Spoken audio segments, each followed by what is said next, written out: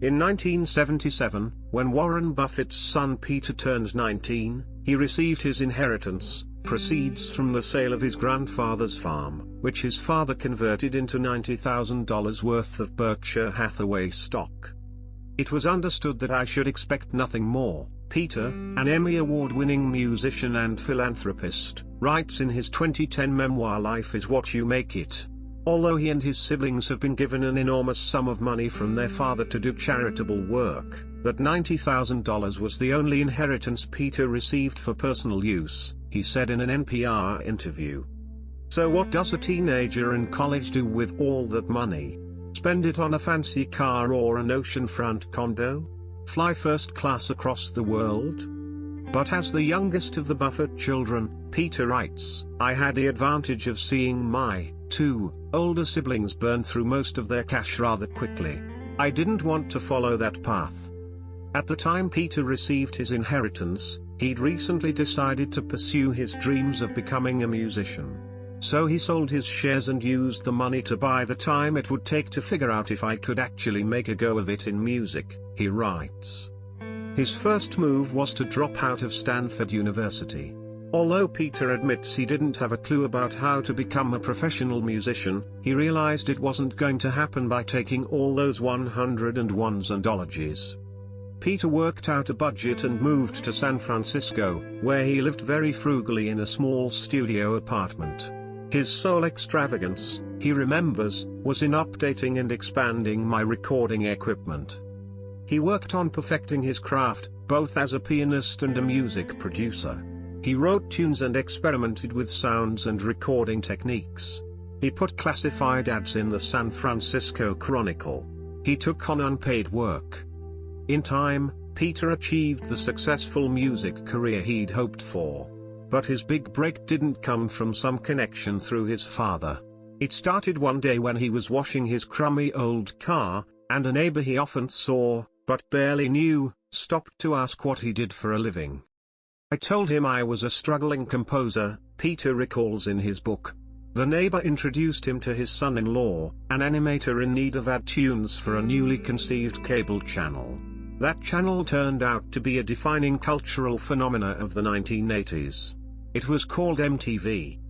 At 62, Peter has released over a dozen studio albums, mostly in the new age and ambient music categories.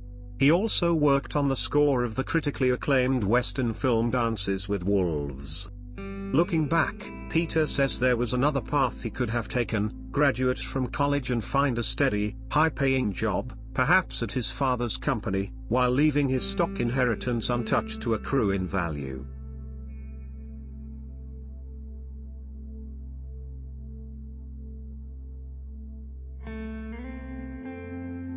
According to CNBC's calculations, $90,000 of Berkshire Hathaway stock in 1977 would be worth more than $200 million as of May 6, 2020, for a total return of over 250,000%. But I didn't make that choice and I don't regret it for a second, Peter writes. I used my nest egg to buy something infinitely more valuable than money. I used it to buy time. And that time allowed him to find success in doing the work he loved. Early in his childhood, Peter learned a very important lesson about work ethics. The point of work, his father taught him, isn't to make as much money as possible. That, Peter explains, is called wealth ethics. Rather, it's to do something you love, something that makes you delighted to get out of bed every morning. That distinction is easy to miss in Warren's case, because the work he loves most, investing, is all about money. It is a job in which, if you do it well and you do it with passion, then you can't help but get very, very rich. But Warren never did it for the money. In fact, he advises young people today, take the job you would take if you were independently wealthy. Most of us won't get the chance to do what Peter did. I am well aware that my inheritance was more than most young people receive to help them get a start in life, he acknowledges in the book. Having that money was a privilege, a gift I had not earned.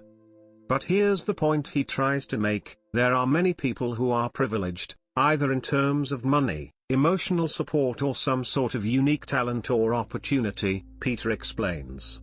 But they fail to understand the value of time and instead try to rush into their destiny, and, as a result, end up working jobs that may or may not be right for them, that may or may not be fulfilling.